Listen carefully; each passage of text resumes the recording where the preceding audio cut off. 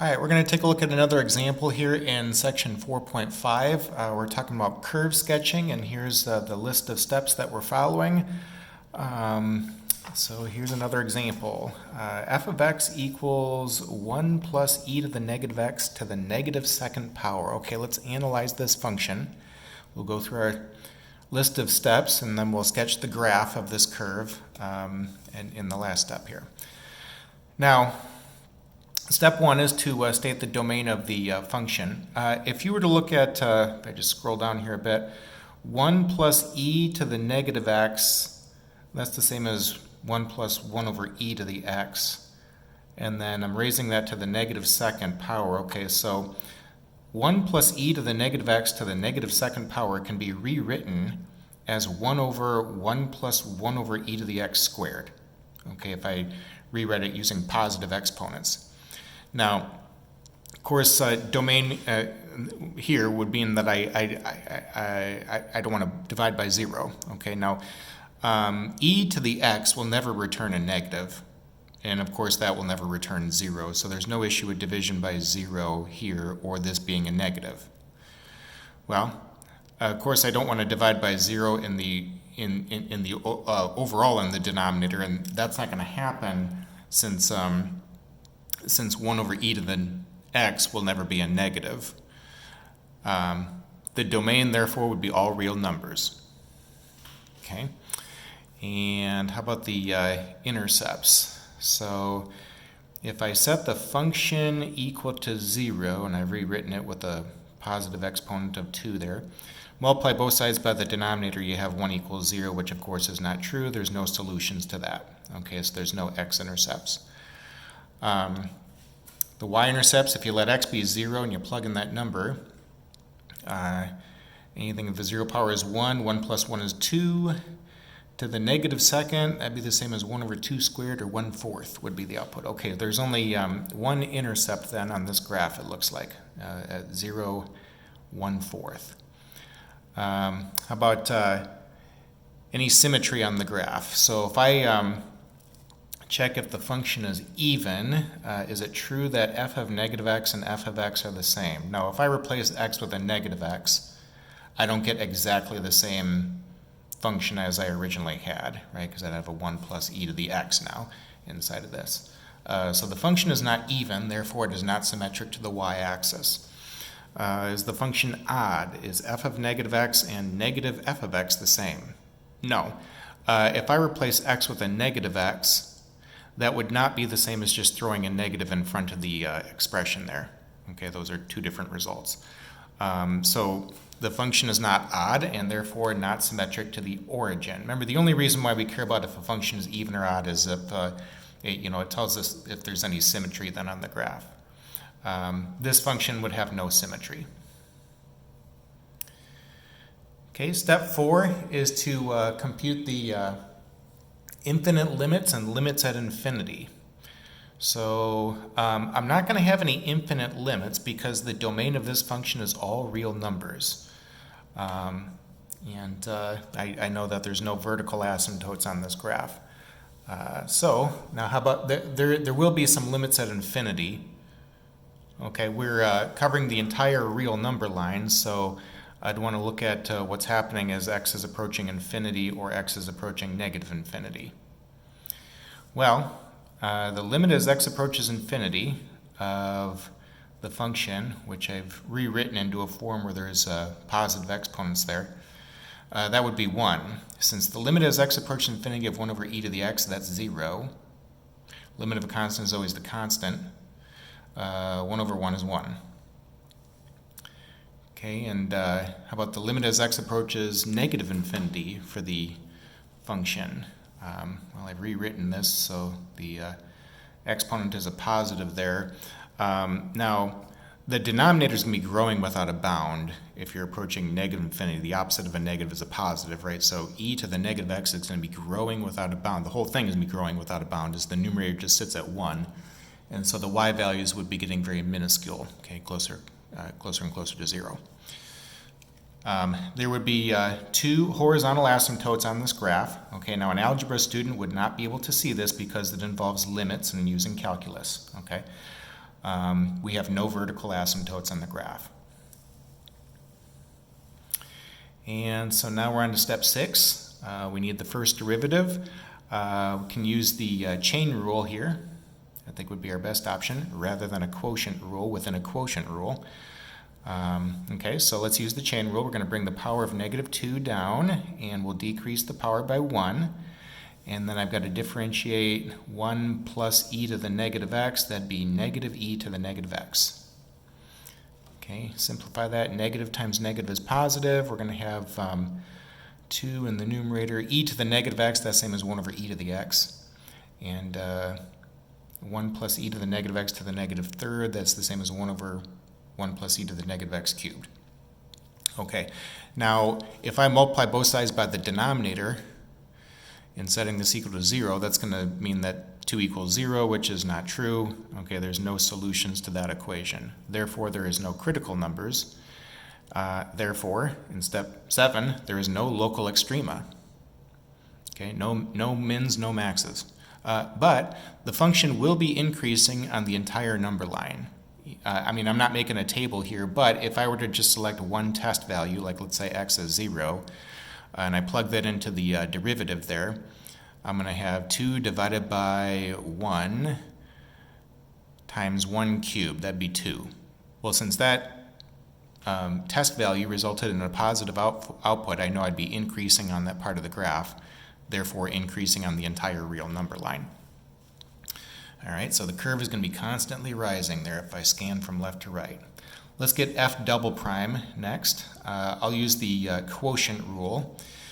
And okay, so the bottom times the derivative of the top would be 0, and then minus the top is -2 times the derivative of the bottom. Now the derivative of the bottom would be a product rule, and within the product rule you're going to need to use the chain rule. Okay, so let's do that. We got the first is e to the x times the derivative of the second. That'd be a chain rule. It's going to be 3 times 1 plus e to the negative x squared times the derivative of 1 plus e to the negative x. That's negative e to the negative x. Okay, so I got first times derivative of the second plus the second, 1 plus e to the negative x cubed, times the derivative of the first. Derivative of e to the x is itself e to the x. Now be sure that you have brackets around that because we want -2 times the whole thing. Okay, again, we're using the quotient rule here, so this is all over the denominator squared. And now I'd want to simplify. All right, so to simplify this, let's see.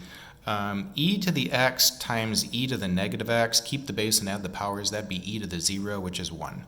Or you could also think of it as these terms are going to cancel. -1 times 3 would be -3 there, and I've still got this, this part, 1 plus e to the negative x squared. And then we'll just leave everything else in the numerator as is. In the denominator, you can bring in the power into these two terms, be e to the x squared or e to the 2x, same thing, times 1 plus e to the negative x to the 6th. The next thing to do in simplifying, so I have a 1 plus e to the negative x squared in common to these two groups in the numerator. Let me go ahead and factor that out, and I'm going to cancel that with one of these 6 terms that I see right here. Okay, when I do that, in the denominator, I'm going to have an e to the 2x, that's going to stay the same, times 1 plus e to the negative x to the 4th power then.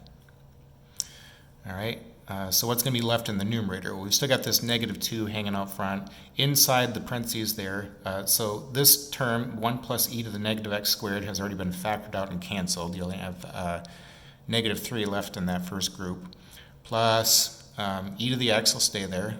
You're still going to have another 1 plus e to the negative x term, since you've factored out 2 out of the 3 of these and canceled. Let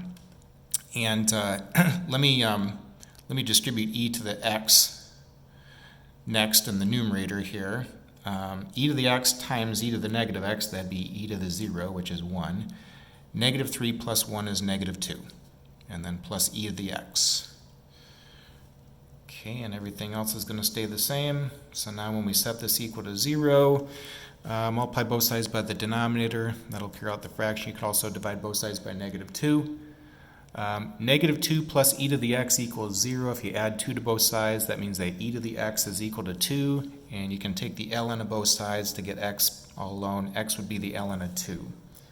ln of 2 is roughly 0.69 in decimal form, so I can have an idea of, where to split that and select my test values here. We'll split the real number line into two intervals here at the ln of 2, and I can choose my test value, find the corresponding value of f double prime, and then state the conclusion. So ln 2 is roughly 0.69. Okay, I need a number less than that. 0 would be a good number to use. If I plug that into f double prime, I can plug it in right here. Okay, so x is 0. We're going to have e to the 0 is 1, plus negative 2 is negative 1, times negative 2 is 2, divided by 1 times 2 to the 4th is 16. Okay, 2 divided by 16 is 1/8 if you simplify. So we're concave up on that part of the graph since we got a positive output for f double prime. And then in the second group there, I'll select if x is 1. Okay, plug that in. So let's see, we're going to have e. Well, e is bigger than 2, right? So negative 2 plus e would be a positive. And be positive, 0.72 roughly, times negative 2. Okay, I'm going to have a negative overall in the numerator then. And then e squared, that's a positive. E to the negative first, that's a positive. Plus 1 to the 4th, that's positive. So the entire denominator is going to be a positive. Okay, negative divided by a positive is a negative. The decimal form, if you were to check that, would be roughly negative 0.06. And we're concave down then on that part of the graph. We switch concavity once at the ln of 2, and so we're going to have an inflection point at x equals the ln of 2. If I plug that number into the function to get the y value, I've done that here, I'm going to have 1 plus e to the negative ln 2 to the negative second power. Okay, let me simplify that.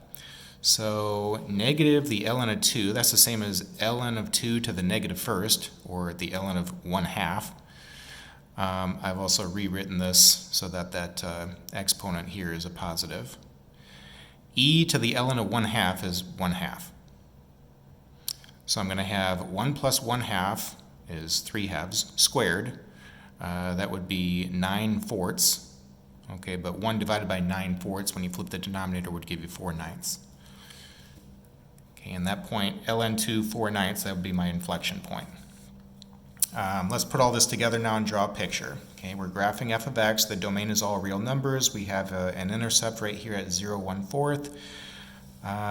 No symmetry. Okay, there's two horizontal asymptotes, one at y equal 1, one at y equals 0. And the curve is constantly increasing. Okay, and so we're constantly rising as we scan from left to right. Okay, and let's see here. We've got an inflection point at ln2 is roughly 0.69, and then come up to a height of 4/9. So that'd be about right here. Okay, if you're to the left of that number, you're concave up. Tangent lines all have to be below the curve.